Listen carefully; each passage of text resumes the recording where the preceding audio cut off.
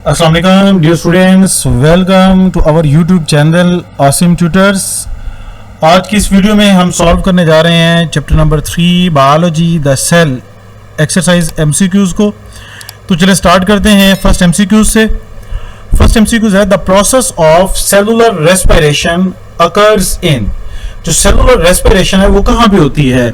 Options हैं nucleus के अंदर, माइटोकॉन्ड्रिया में, राइबोसोम्स में, गोल्गी ऑपरेटस में। तो करेक्ट आंसर है माइटोकॉन्ड्रिया। माइटोकॉन्ड्रिया को सेल का पावर हाउस भी कहा जाता है क्योंकि यहाँ पे एटीपी प्रोड्यूस होती है। ये वो साइट है जहाँ पे एरोबिक रेस्पिरेशन होती है और एटीपी की प्रोडक्शन होती है। नेक्स्ट एमसीक्यूज है the smooth endoplasmic reticulum is primary involve in the synthesis of. तो जो स्मूथ एंडोप्लाज्मिक रेटिकुलम है वो किसकी सिंथेसिस करती है?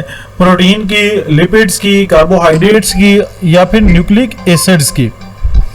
तो सेकंड एमसीक्यू है the smooth endoplasmic reticulum is primary involved in the synthesis of. तो ऑप्शंस है protein, lipids, carbohydrates, nucleic acids. तो जो एंडोप्लाज्मिक रेटिकुलम है ये सिंथेसिस करती है, ये प्रोड्यूस करती है लिपिड्स को, स्टेरॉइड की प्रोडक्शन करती है और डिटॉक्सिफाई करती है केमिकल्स को। तो चूंकि ये प्रोड्यूस करती है लिपिड स्टेरॉइड्स, तो गिवन ऑप्शन होगा लिपिड्स। नेक्स्ट एमसीक्यूज है राइबोसोम्स आर कंपोज्ड ऑफ। तो राइबोसोम की कंपोजिशन है। तो राइबोसोम हमने पढ़ा, राइबोसोम किस के मिलने से बने होते हैं? राइबोसोम बनते हैं आरएनए और प्रोटीन के मिलने से। और राइबोसोम्स का फंक्शन क्या होता है? ये प्रोड्यूस करते हैं प्रोटीन। तो करेक्ट आंसर होगा A. Next MCQs what is the primary function of ribosome. अभी हमने पढ़ा पिछले एमसीक्यूज में कि राइबोसोम्स का प्राइमरी जो फंक्शन है वो क्या है? Protein synthesis. तो करेक्ट आंसर होगा बी। नेक्स्ट एमसीक्यूज है which cell organelles is involved in packaging and modifying proteins. तो जो गिवन ऑप्शंस है वो न्यूक्लियस है, माइटोकॉन्ड्रिया है, गोल्गी ऑपरेटस है और एंडोप्लाज्मिक रेटिकुलम है। तो इसका जो करेक्ट आंसर होगा वो होगा गोल्गी ऑपरेटस। गोल्गी ऑपरेटस क्या करता है? ये पैकेजिंग करता है और मॉडिफाई करता है प्रोटीन्स को सेल में यूज के लिए और एक्सक्रीशंस के लिए। तो नेक्स्ट एमसीक्यूज है which cell organelles is responsible for breaking down waste material। तो जो वेस्ट मटेरियल को ब्रेक डाउन करने के लिए कौन सी ऑर्गेनेली रिस्पॉन्सिबल है?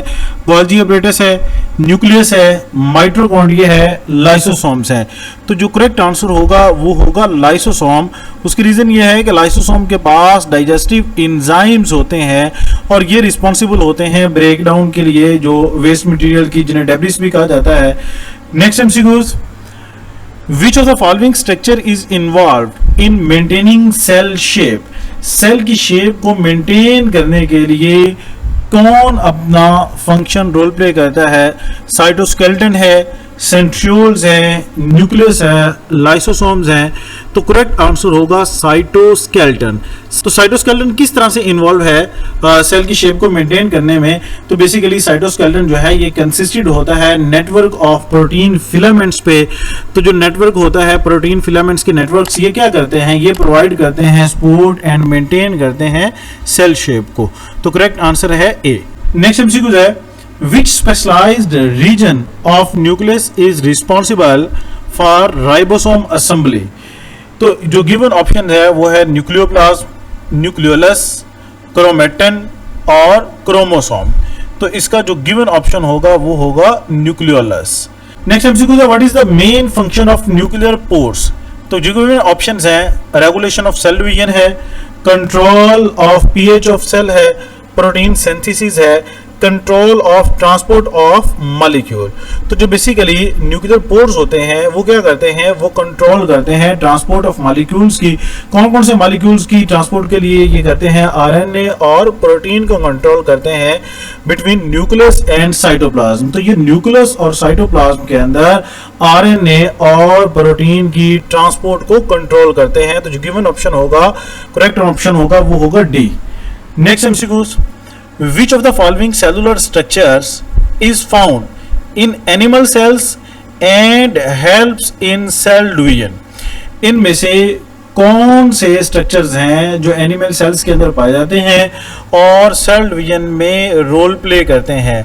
सेल मेम्ब्रेन है, सेंट्रियोल्स हैं, प्लाज्मोडेस्मा है, वैक्यूल्स है। तो जो करेक्ट आंसर होगा वो होगा सेंट्रियोल्स। सेंट्रियोल्स बेसिकली क्या करते हैं? सेंट्रियोल्स ऑर्गेनाइज करते हैं माइक्रोट्यूब्यूल्स को सेल डिवीजन के दौरान। तो करेक्ट आंसर होगा सेंट्रियोल्स। नेक्स्ट एमसीक्यू है, which subcellular organelles play a crucial role in energy production within a cell. Cell के अंदर कौन सी ऑर्गेनेली है जो एनर्जी की प्रोडक्शन में किरदार अदा करती है? तो गिवन ऑप्शंस है, एंडोप्लाज्मिक रेटिकुलम है, गोल्गी ऑपरेटिस है, माइटोकॉन्ड्रिया है, लाइसोसोम्स है। तो हमने पढ़ा पिछले एमसीक्यूज में कि माइटोकॉन्ड्रिया को power house of the cell भी कहा जाता है और सेलुलर रेस्पिरेशन के दौरान ये एनर्जी प्रोड्यूस करती है, एटीपी प्रोडक्शन में रोल प्ले करती है। नेक्स्ट एमसीक्यू है, in a multicellular plant which cell type is responsible for the production of glucose. तो ग्लूकोज की प्रोडक्शन में हमने देखना है कि किस सेल टाइप का फंक्शन है। जाइलम है, फ्लोएम है, एपिडर्मल सेल हैं, मेसोफिल सेल्स हैं। तो करेक्ट आंसर होगा मेसोफिल सेल, क्योंकि मेसोफिल सेल जो हैं इनके पास क्लोरोप्लास्ट होता है और क्लोरोप्लास्ट की वजह से वहां पे फोटोसिंथेसिस होती है।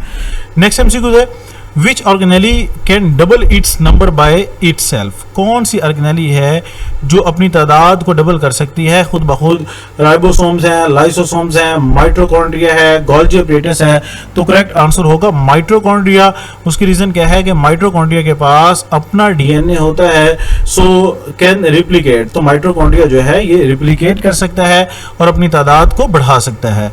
लास्ट एमसीक्यूज है, which of these are present on the surface of rough endoplasmic reticulum। तो रफ एंडोप्लाज्मिक रेटिकुलम की सरफेस पे क्या होता है? राइबोसोम्स होते हैं। तो बेसिकली राइबोसोम्स की वजह से ही एंडोप्लाज्मिक रेटिकुलम की जो सरफेस है वो रफ नजर आती है।